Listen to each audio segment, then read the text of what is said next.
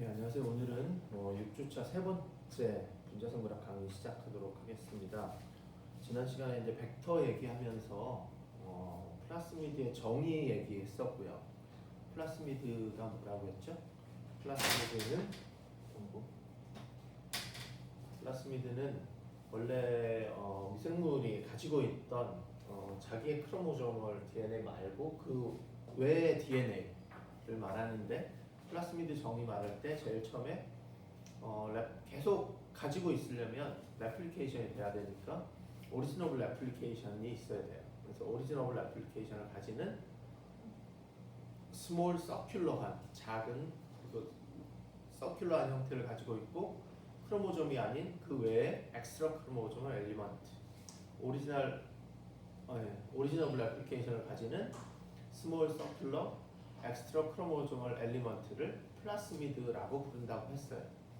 근데 그 플라스미드에 보니까 크로모좀 외에 다른 유전자가 들어있고, 그 유전자가 계속 발현되도록 작은 사이즈를 가지고 있기 때문에 사람들이 그 플라스미드를 이용해서 거기에 있던 원래 유전자를 빼고 내 유전자를 넣으면 내 유전자를 외부에서 이제 넣어줄 수 있는 그런 실험을 할 수 있겠다라고 해서 플라스미드에서 필요한 부분들을 합쳐서 벡터라는 걸 만들었어요. 그래서 지금 플라스미드랑 벡터랑 이렇게 혼용해서 쓰는데, 어찌되었건 플라스미드를 이용해서 원래는 플라스미드를 이용해서 우리가 상업적으로 혹은 연구용으로 특정 유전자의 발현을, 거기다가 이제 특정 유전자를 클로닝해서 외부에서 이제 도입하고자 할 때 사용하는 그런 것으로 그때는 이제 벡터라는 말을 쓴다고 했고요. 그런데 이 두 가지 용어는 그냥 혼용해서 쓴다고 했어요. 근데 이제 플라스미드를 우리가 이제 벡터로 사용하기 위해서는 벡터가 가져야 되는 조건이 있어요. 첫 번째 조건이 지난 시간에 뭐였죠? 셀렉터블 마커가 있어야 된다. 특정 안티바이오틱스에 대해서 리지스턴스를 가지는 유전자가 포함되어 있어야 된다. 왜냐하면 트랜스포메이션, 그러니까 우리가 벡터에다가 우리 유전자를 클로닝해서 셀에다가 프로캐리오틱 셀에다가 집어넣는 실험을 트랜스포메이션 실험이라고 하는데, 트랜스포메이션을 했을 때 그 프로캐리오트 호스트 셀에 우리가 넣어주는 벡터가 모든 호스트에 다 들어가는 게 아니거든요. 그러니까 들어가는 셀이 있고 들어가지 않은 셀이 있어요. 근데 우리는 이 실험을 하는 목적이 뭐냐면 이 호스트에 우리가 어떤 유전자를 도입했을 때 어떤 변화가 일어나느냐를 보고자 하는 건데, 우리가 도입을 했는데 도입된 셀이 있고 도입되지 않은 셀이 막 섞여 있으면 나오는 피노타입도 어느 정도 좀 중간 정도의 피노타입밖에 안 보일 거잖아요. 그러니까 이 유전자가 들어가서 암화가 돼야 되는데 어떤 셀은 암화가 되고 어떤 셀은 안 되고 막 이러면 이게 되는 건지 안 되는 건지 구분할 수 없으니까 들어가지 않은 셀은 죽어야 돼요. 혹은 들어가지 않은 셀은 자라지 못하거나, 뭐 비슷한 말일 수도 있는데 조금 다른데, 뭐 어찌되었건 그래서 들어간 셀만 살아서 잘 자랄 수 있도록 거기다가 배지에다가 안티바이오틱스를 넣어주면 들어가지 않은 셀은 죽고 들어간 세포는 안티바이오틱스에 대해서 리스턴스를 보이도록 하고 있어요.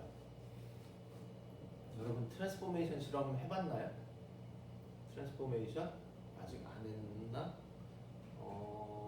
예, 지금 이게 2학년인데 사실은 지난 학기에 실험하고 이번 했을 텐데, 지난 학기에 비대면으로 하는 뭐 후반부에 약간 일부는 대면으로 했지만 뭐 그런 상황이어서 그 얘기는 좀 넘어가고, 예, 그래서 지난 시간에 그 얘기까지 했고, 그 다음에 15페이지에 보면 이 PBR322라는 상업용 혹은 연구용으로 연구자들에게 제공된 혹은 판 최초의 벡터였어요. 그래서 PBR322 보통 벡터는 서큘러하니까 이렇게 동그랗게 그림을 그리고요. 가운데 원을 하나 더 그리긴 한데 뭐 그냥 이게 PBR322라고 이름이 있고, 그 다음에 얘는 4361 베이스 페어로 구성되어 있다. 그러니까 서큘러 하니까 뭔가 기준점이 있어야 요 4361 숫자에 대한 기준이 1이 있고 4361이 있어야 되니까 보통 1을 임의로 정해놓는데 보통 동그랗게 그릴 때는 12시 방향이 1이에요. 바로 옆이 4361 이런 오른쪽 방향으로 돌려서. 그래서 여기에 지난 시간에도 얘기했지만 오리지너블 애플리케이션이 있고요. 서큘러하고 그다음에 크로모좀 외 거니까 이건 벡터 플라스미드가 되는 거고요. 벡터가 가져야 되는 성질 중에 가장 중요한 게 엠피실린 레지스턴스 진이 여기 있고요. 그 다음에 이렇게 테트라사이클린 레지스턴스 진이 있어요. 그래서 얘네 이 벡터를 처음 고안했을 때 이 사람들은 연구자들에게 이 벡터가 들어가면 이 들어간 셀은 엠피실린이나 테트라사이클린 레지스턴스 하니까 들어가지 않은 셀과 구분하기 위해서는 배지에다가 엠피실린이나 테트라사이클린 넣어서 들어간 놈만 스크리닝 할 수 있도록 사용해라 라는 거예요.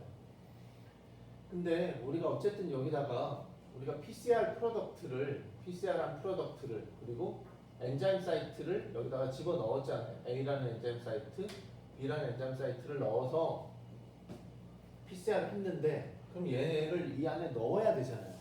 이 안에 넣으려면 이 벡터도 역시 리스트릭션 엔자임으로 잘라야 돼요. 리스트릭션 엔자임으로 잘라야 되는데 여기 보시면 그림에 보시면 12시 방향에 이코아론이라고 써 있어요. 이코아론이라고 써 있고 2시 방향쯤에 쌀원이라고 써 있고요. 그 다음에 또 한 10시 방향쯤에 PST1이라고 표시되어 있어요. 이 벡터에 이렇게 바깥쪽에 표시되어 있는 것은 리스트릭션 엔자임 사이트예요. 이런 리스트릭션 엔자임을 이용해서 여기다가 집어넣어라. 네가 원하는 유전자를 여기다가 집어넣어라 라는 뜻인데 여기 보시면 11시 방향에 이게 뭐예요? 에코 57인가? 그런데 또 얘 같은 경우는 한 7시 방향쯤에 보면 또 하나 더 있죠. 그러니까 이거는 사실은 지우시고 요 세 개, 이 세 개의 리스트릭션 엔자임 사이트는 어떤 리스트릭션 엔자임 사이트냐면 이 벡터에 오직 한 군데밖에 없어요. PST1 사이트는 여기 한 군데 있어요. 이코아론 사이트도 여기 하나 있고 사론 사이트도 여기 하나 있어요.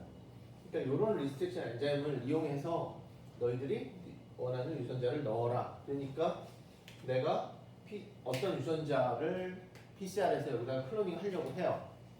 그러면 여기에 이제 이게 지노믹 DNA고 내가 원하는 유전자가 이렇게 있어요. 근데 내가 원하는 유전자 안에 PST1이 인식하는 사이트도 없고 이코아론이 인식하는 사이트도 없어요. 여기 왜냐하면 PST1이 인식하는 사이트가 있으면 우리가 제일 처음에 뭐라 그랬어요?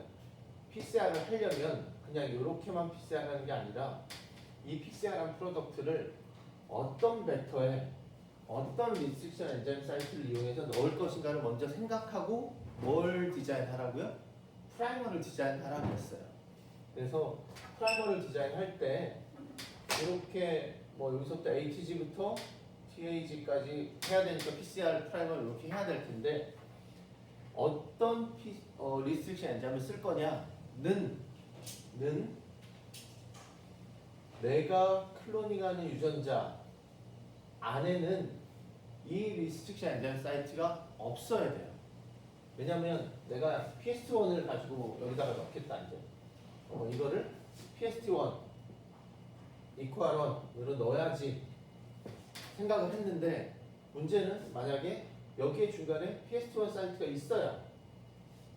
이렇게 되면 PCR을 한 다음에 그러면 여기 PST1 이코아론 사이트가 있는 요 프로덕트가 나올 텐데 그러면 이것을 리스트릭션 엔자임으로 잘라요. PST1으로 자르고 이코아론으로 자르고 그러면 요렇게랑 요렇게 잘리겠죠. 그리고 얘를 PST1하고 또 벡터를 PST1하고 이코아론하고 잘라서 여기다가 넣으면 요 부분만 들어가는 거 아니에요. 요 부분만 이렇게 그렇죠. 그러니까 내가 이 PCR 프로덕트를 어떤 벡터에 어떤 리스트릭션 엔자임 사이트를 이용해서 넣을 거냐를 고려할 때 제일 중요한 것은 내가 사용하고자 하는 여기다 끝에다 달려고 하는 요 AB 리스트릭션 엔자임 사이트가 내가 클로닝하고자 하는 이 유전자 안에는 없어야 돼요. 그래야 이 리스트릭션 엔자임 사이트를 이용할 수 있어요. 이해되나요? 네. 그래서 내가 유전자를 보니까 PST1 사이트 없어요. 이코아란 사이트 없어요. 근데 사론 사이트는 있어요. 그러면은 PST1하고 이코아론으로 클로닝을 하면 되겠다. 그래서 여기다가 PST1 사이트, 여기다가 이코아론 사이트를 넣은 프라이머를 디자인하고, 그러면 여기에 PST1, 이코아론 사이트가 존재하는 PCR 프로덕트가 만들어지겠죠. 그래서 내가 이 벡터를 PST1과 이코아론으로 잘라요. 그리고 얘도 PCR 된 다음에 PST1하고 이코아론으로 자르고, 얘네 둘을 서로 섞어서 라이게이션 하고 트랜스포메이션 하면 여기에 이제 내가 원하는 유전자가 들어가는 모양이 되겠죠. 근데 이 내가 원하는 유전자가 들어갔는지 안 들어갔는지 확인하려면, 트랜스포메이션이 되려면, 트랜스포메이션 할 때 배지는 뭘 써야 되겠어요? 배지에다가는 테트라사이클린을 넣어줘야 되겠죠. 왜냐하면 여기 엠피실린 요 부분 보면 PST1이 이게 이 화살표가 여기서부터 ATG, UAG 이런 ORF 방향이거든요. 어쨌든 PST1으로 자르고 이코아론으로 자르면 엠피실린 리스턴스 진의 반 정도가 날아가잖아요. 이 부분은 없어지고 여기에 내 유전자가 들어가는 겁니다. 그러니까 얘 같은 경우는 엠피실린 리스턴스 진은 반영되지 않아요. 그러니까 여기에는 테트라사이클린을 넣고 실험을 해야 돼요. 트랜스포메이션을 해야 돼요. 이해가나요? 근데 또 내가 어떤 다른 유전자를 클로닝 하려고 해요. 여기에 근데 이 유전자를 보니까 맨 처음에 PST1 사이트가 여기 안에 있네. 그래서 그럼 이코아론 사이트는 없고 다행히 사론 사이트도 없어요. 그러면 이코아론 사이트와 사론 사이트가 들어가 있는 프라이머를 디자인하고 PCR을 하면 이런 프로덕트가 생기고, 얘 같은 경우는 어떻게 해야 돼요? 얘 같은 경우는 이코아론과 사론을 이 부분을 드러내고 여기에다가 내가 원하는 유전자를 클로닝하면 돼요. 근데 이때는 어떤 배지? 엠피실린 리스턴스 배지를 써야 되겠죠. 그렇죠. 여기서 어떤 느낌이 오는지 모르겠는데, 그럼 만약에 내가 어떤 유전자를 클로닝 하려고 해요. 근데 여기에 재수가 없게 이코아론 사이트가 있네. 이코아론 사이트가.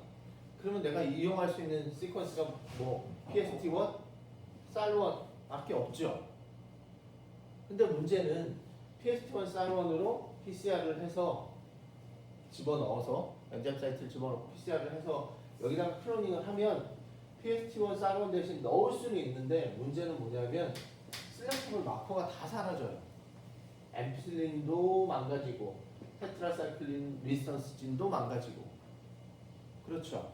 그러니까 얘 같은 경우는 어쨌든 이코아론을 이용해야 되고, 혹은 PST1이나 이코아론 PST1 아니면 이코아론 쌀1 요 두 가지 조합밖에 넣을 수 있는 조합이 없어요. 그러니까 어떻게 해요? 굉장히 불편하죠. 왜냐하면 이코아론, 쌀1, PST1 이거 같은 경우는 다들 6개의 시퀀스를 인지하는 리스트릭션 엔자임인데, 전에도 말했듯이 6개면 랜덤한 시퀀스에서 4의 6승 한 4,000 베이스마다 하나의 이런 시퀀스가 있을 수 있어요. 그러니까 내가 유전자가 작아서 다행히 뭐 한 500 베이스 페어밖에 안 되는 작은 유전자를 클로닝 하겠다. 다행히 이코아론이 없다. 뭐 근데 한 5,000, 6,000을 해도 다행히 이코아론이 없다. 사이트가 없다라고 하면 이용할 수 있는데, 문제는 이 사이트가 있어버리면 문제가 생겨요. 클로닝을 할 수 있는 방법이 사실은 뭐 있긴 하죠. 이코아론 사이트가 있으면 그냥 PST1 사이트나 사론 사이트 하나만 이용하는 거예요. 그래서 여기도 PST1 사이트, 여기도 PST1 사이트를 넣어서 똑같은 시퀀스로, 그리고 여기에는 PST1만 자르고 그러면은 이게 벌어지면서 이 사이에 내 유전자가 들어가는 이런 식으로 할 수는 있어요. 뭐 어쨌든 근데 내가 이렇게 되면 방향이 또 왔다 갔다 할 수 있죠. 방향이 이리 들어갈 수도 있고 이리 들어갈 수도 있고 뭐 그러니까 방향성이 또 없어져요. 그리고 뭐 나중에 얘기하겠지만 이렇게 되면 셀프 라이게이션도 많이 생기고 뭐 몇 가지 좀 문제점이 있어요. 그러다 보니까 이제 사람들이 생각에 내가 어떤 벡터가 나한테 주어졌는데 이 벡터에다 내가 유전자를 넣으려고 하니까 내 유전자 몸 안에, 유전자 안에는 없고 벡터에는 있는 오직 한 군데만 자를 수 있는 이런 리스트릭션 엔자임 사이트들이 좀 많으면 내가 어떤 엔자임이 여기 있으면 그거 말고 여기 또 있으면 말고 다른 엔자임을 선택할 수 있는데 이거는 선택할 수 있는 엔자임의 폭이 너무 적다라는 걸 느끼게 돼요. 그래서 그것을 좀 보강한 그런 새로운 벡터가 나오는데 그 벡터가 바로 다음 페이지에 보시면 여기에 PUC1819라고 되어 있어요. 잠깐만요. 이거 지우고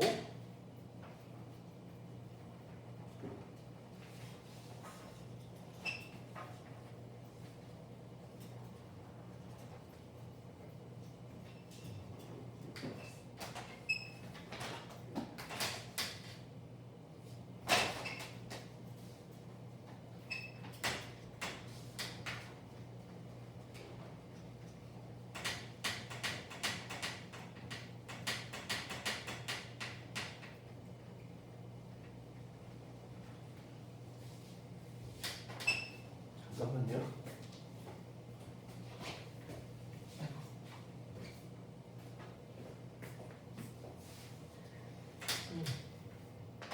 네, 다음 페이지에 보시면 PUC1819 16페이지 보는 거예요. 19라는 벡터가 나와 있네요. 나와 있고 얘 한번 다시 볼까요? 그러니까 PUC 그냥 PUC라고 합시다. PUC라고 되어 있고 여기 봅시다. 오리지너블 애플리케이션 이쪽에 있네요. 오리지너블 애플리케이션을 가지는 스몰 서큘러 엑스 크로모즘 엘리먼트. 그러면 여기다가 셀렉터블 마커가 있어야 되겠죠. 그래서 여기 보시면 이렇게 엠피실린 리스턴스 진이 있어요. 그래서 엠피실린으로 셀렉션을 할 수 있어요. 이 벡터에 내가 원하는 유전자를 클로닝 한 다음에 발현되는 것을 확인하기 위해서. 근데 아까 PBR322에서 단점이 내가 클로닝 하는데 사용할 수 있는 리스트릭션 엔자임 사이트가 너무 한정적이었잖아요. 그래서 여기 보시면 여기에 락지라고 되어 있고 원래는 다음 시간 정도에 얘기해야 될 것 같아요. 이번 시간에는 얘기할 시간이 잘 안 될 것 같고 근데 이제 이게 락지 프라임이에요. 이렇게 위에다가 이렇게 하나 표시해 주세요. 락지 프라임. 그리고 여기에 보시면 뭐라고 써 있어요? 이렇게 되어 있고 폴리 링커 리전 이런 거 되어 있어요. 그리고 여기 뭐 있어요? 1번부터 쭉 10번까지 뭐가 표시되어 있나요? 이코아론 생원 그래서 뭐 힌디 3까지 이렇게 10개의 리스트릭션 엔자임 사이트가 이렇게 좁은 공간 안에 모여 있어요. 10개면 쭉 그냥 시퀀스를 이으면 한 60 정도 되잖아요. 60 정도 되는데 그것을 그 공간을 좁히기 위해서 더 좁히기 위해서 하여튼 뭐 50 몇 정도로 이렇게 좀 겹치게 그렇게 해서 10개의 리스트릭션 엔자임 사이트를 집어넣어 놨어요. 그래서 이 집어넣은 폴리리커리전 혹은 멀티 클로닝 사이트 많이 쓰는 것 같아요. 이 용어를 홀리 링커리전 혹은 멀티 클로닝 사이트.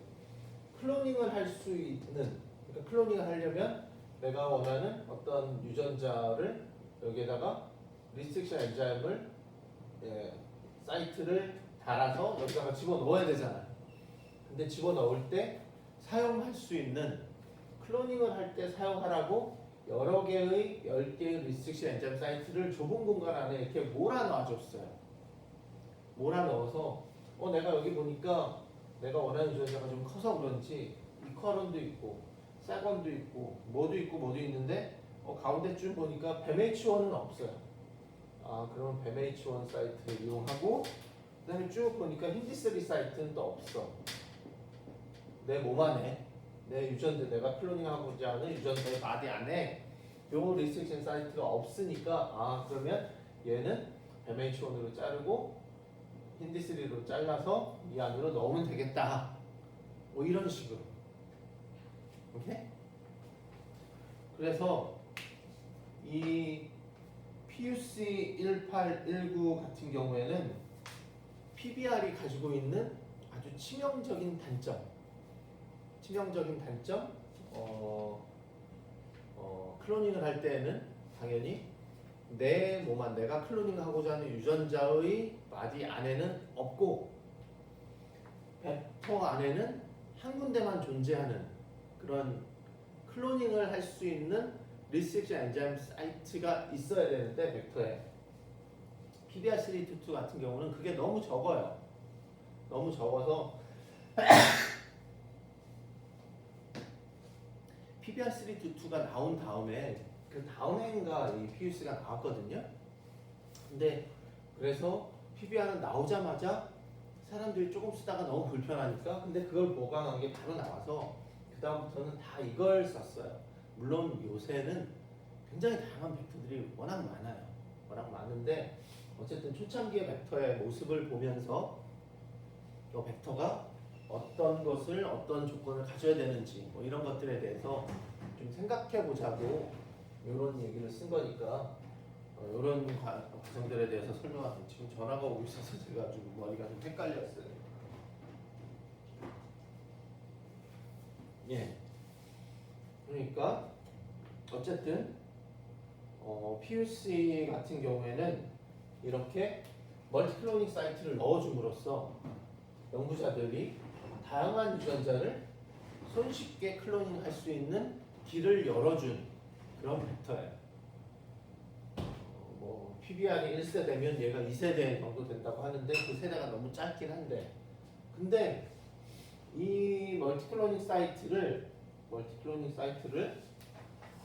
이렇게 좁은 공간 안에, 그러니까 보통 한 60 베이스라고 합시다. 60 베이스 페어 안에 10개의 리스트릭션 사이트를 촘촘하게 이렇게 연결해서 넣어준 거거든요. 물론 여기다가 내 특정 유전자를 넣어서 클로닝 하는데 확실히 편해요.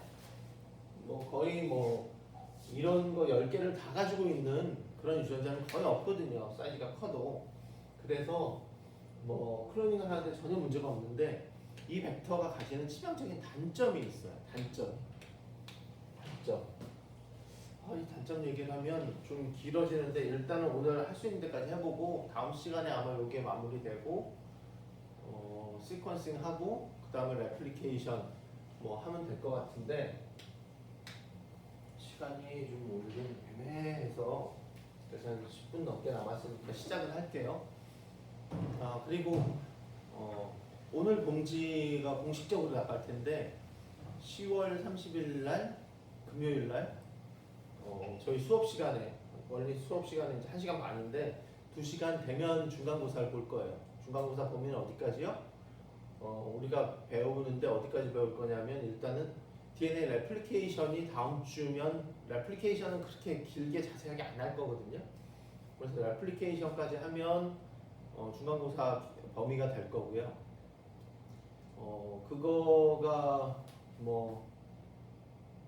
다음 주, 그리고 그 다음 주에 이제 중간고사 보는 기간이고, 그 다음 주부터 아마 또 트랜스크립션 이렇게 나갈 텐데, 중간고사 기간 한 주는 중간고사라고 해서 비워둘 텐데 지금 좀 제가 헷갈리는 부분이 봅시다. 이번 주, 다음 주, 이번 주, 다음 주까지 하면 아마 애플리케이션까지 끝날 거고 중간고사 범위까지는 혹시 그 다음 주 수업이 좀 들어갈 수도 있는데 그렇게 되면 하여튼 그리고 중간고사 기간 한 주에는 뭐 동영상 올리지 않을 텐데 그 전이나 뭐 이럴 때는 계속 올리려고 해요. 그래야 뭐 되니까. 하여튼 공식적으로 중간고사 대면 시험 보고요. 10월 30일 날 봅니다. 그러니까 그 시간 꼭 비워두세요. 네. 요 얘기를 지금 뜸을 들이는 이유가 이 얘기를 시작하면 좀 길어져서 근데 일단 시작은 할게요. 여러분들 혹시 DNA 플라스미드 혹은 벡터를 뽑는 실험을 해봤는지 모르겠어요. 뽑아서 그러면 DNA 플라스미드 사이즈가 작잖아요. 사이즈가 작은데 그거를 이제 우리 눈으로 봐야 되잖아요. 눈으로 보려면 어떻게 하죠? 플라스미드를 뽑아서 벡터를 뽑아서 아감스젤에 걸어요. 아감스젤에 걸면 물론 여기에 이제 사이즈 마커가 이렇게 있죠. 이 PUC를 건다고 칩시다. PUC 사이즈가 2670, 2700 베이스 페어 정도 돼요. 2700 베이스 페어. 그래서 뭐 여기에 300, 500, 1000, 1500, 2000, 2500, 3000, 3500 뭐 이렇게 되어 있다면 이게 2500 사이즈고 이게 3000 사이즈, 이게 3000, 뭐 4000 사이즈 마커다 라고 하면 사이즈 마커를 그래서 여러분들이 플라스미드 벡터를 뽑아서 퓨리파이를 해서 셀에서 아감스젤에 걸어요. 아감스젤에 걸면 어떻게 걸리죠? 밴드가 몇 개 나와요? 밴드가 몇 개 나오는지 혹시 아세요?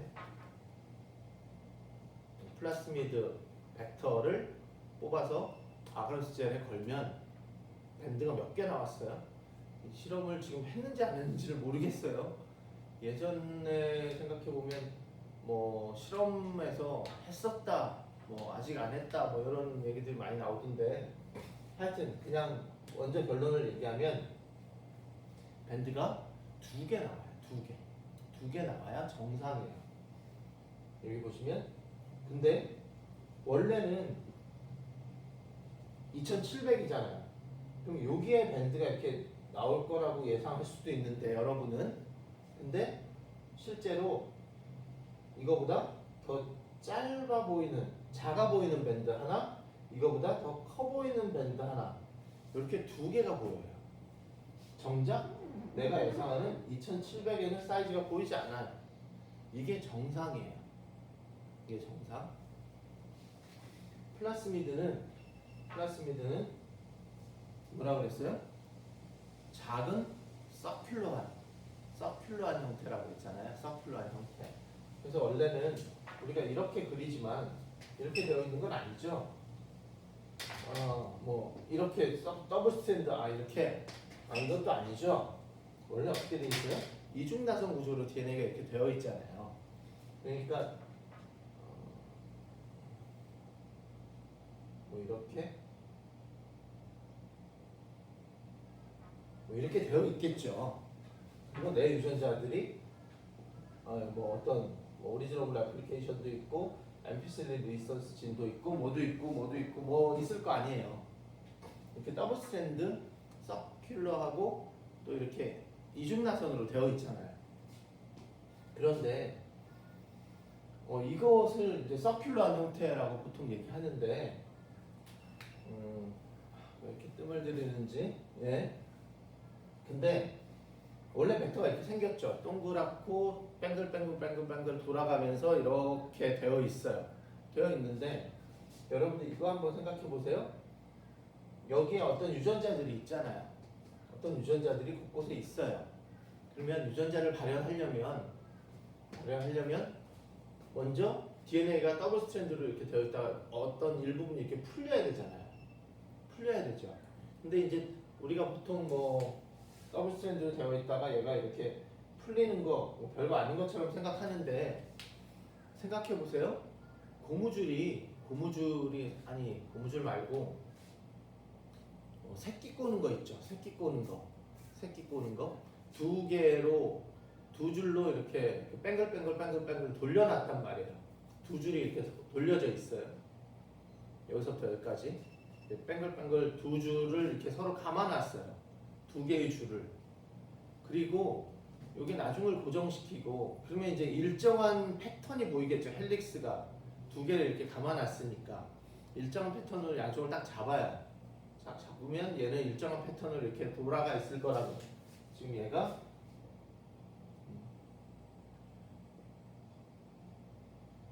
이렇게 되어 있어서 여기랑 여기를 딱 손으로 잡아요. 그리고 얘가 더블 스트랜드로 되어 있는데 어느 한 부분이 트랜스크립션 되거나 하려면 어떻게 돼야 돼요? 이 부분이 이렇게 벌어져야 되죠. 더블 스트랜드가 아니라 싱글 스트랜드로 이렇게 풀려야 되잖아요. 그러면 여러분들이 양쪽 이렇게 되어 있으면 이 부분을 이렇게 열어보세요. 열어보면 어떻게 되겠어요? 이쪽으로는 힘이 더 가겠죠. 힘이 더 가서 어떻게 되냐면 어떻게 되겠어요? 양쪽을 이렇게 막아놓고 이렇게 되어 있는 것을 여기를 확 열면 이쪽이 더 촘촘해지겠죠. 힘이 꼬이는 힘이 이쪽으로 쫙 가서 근데 여긴 막혀 있고 여긴 막혀 있으니까 꼬이는 힘이 이쪽은 더 촘촘해지면서 이 힘을 받을 거라고요. 이해 가나요? 느낌이 와요? 제가 이렇게 보고 설명하면 더 잘 할 수 있을 것 같은데 여러분들 이게 이해가 가는지 몰라서 지금 왜 이런 얘기를 하는지 좀 이따 이렇게 하면 이 부분이 더 힘이 가겠죠. 근데 지금 이게 양쪽으로 이렇게 딱 묶어놓고 했을 때 그렇겠죠. 근데 만약에 이게 서큘러하다고 생각해 보세요. 서큘러하다고 생각하면 어느 한쪽이 확 열려요. 확 열리면 이쪽으로 힘이 쭉쭉 이렇게 양쪽으로 가겠죠.